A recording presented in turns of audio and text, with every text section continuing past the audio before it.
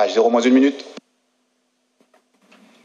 And we are 1 minute to launch.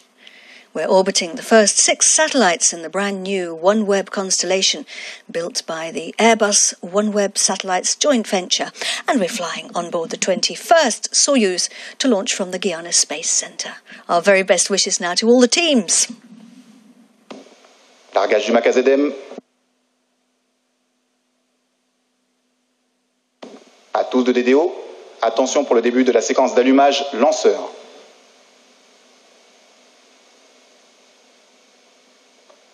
Top, H0-20 secondes. Largage du VK-M. Allumage triétage. À tous de DDO. Attention pour le décompte final.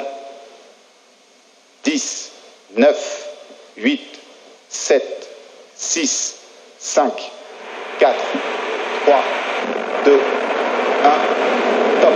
Et décollage VS21, OneWeb F6.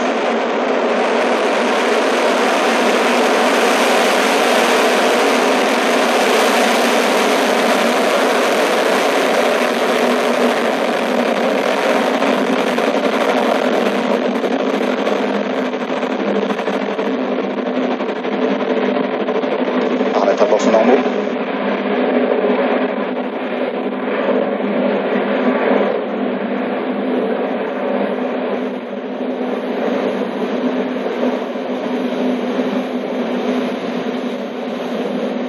La propulsion est conforme à l'attendu. And they are off. The first 6 OneWeb satellites have begun their journey, heading out north over the Atlantic towards the Caribbean. Look at that. Those engines on board Soyuz are pushing hard against Earth's gravity. We're burning 5 engines at the moment. Tous les paramètres à bord sont normaux. He's telling us that everything on board is going according to plan.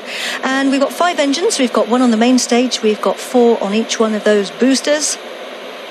But it's the boosters that are doing all the work right now. Oh, look at that streak of light heading out across the skies here at the Guiana Space Center, out over the Atlantic Ocean.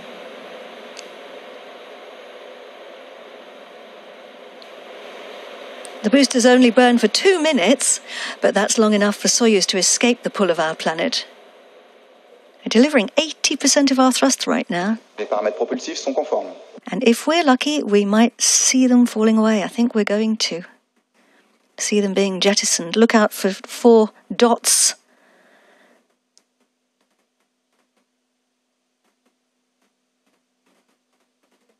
There we go. There they go. Look how they twist and turn. That's all part of the plan.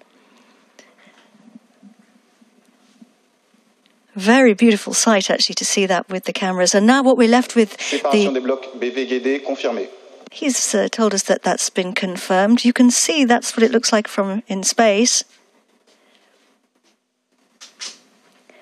So they've burnt all their fuel. We don't need them anymore. And we are burning the main core stage, the Block A. And if you take a look... Bonne stabilisation du lanceur suite à la séparation. He's telling us that there's good stabilization after the separation there of those boosters.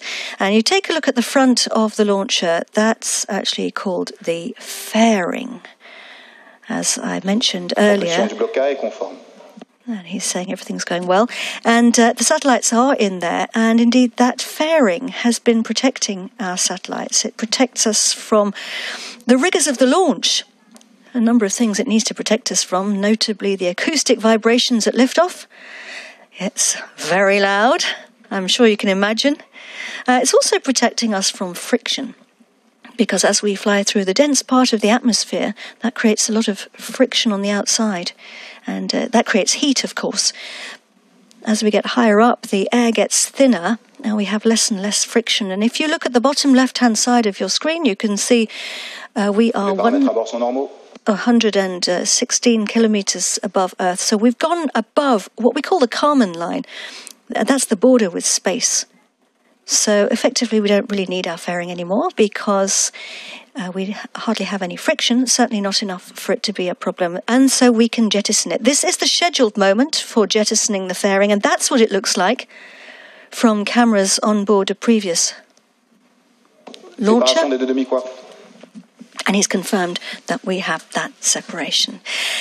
Now, if you have ever wondered how satellites work, or how they get the internet to you, and how we all get connected, then you're in luck, because a man who knows is David Nemeth from OneWeb, and David is with me now. David, thank you very much for joining us. Hi, Katie. I'm so happy to be here. David, you're the Director of Systems Modelling at OneWeb. In a nutshell, what does that mean? So my team is responsible for doing really detailed models of the satellites flying and connecting to ground stations and connecting to users, and really making sure that we've got the capacity that we want and that we know how to run the system properly. Very important work. And we're coming up now on the scheduled separation of the next stage. We use a hot stage technique on Soyuz, which means we switch on the engine of the third stage before we separate the second stage. And more cameras there on a previous launch showing us. Allumage bloc I, extinction bloc A et séparation. And we have the confirmation there from the range operations manager. So we are now burning the third stage, and that's what it looks like. Scheduled frigate second ignition. That means it's scheduled to switch its engine on again, and that's what it looks like. Frigate at that upper stage there, the gold structure with the spherical tanks on it. Frigate's getting ready to release the first two satellites. He's telling us that everything's going according to plan. We need to position them very precisely, David. We're going to release 2 and then 4. So we're now in the orientation phase. What's happening here is we're getting closer to releasing our satellites. The upper stage, the frigate. Oh, and here we are. Look, we have the scheduled moment yes. for those first 2 satellites to be released. So you can see them moving away from each other, and that's to give them to make sure that they spend as much time as far away from each other as possible. That puts them in some very slightly different orbits to avoid the possibility of them getting too close. And you can that's really what makes engineering exciting. 1, 3, 5 et 7. And we've had confirmation that the next 4 satellites have been separated. We've gone back into the range of the tracking station here at the Guiana Space Center.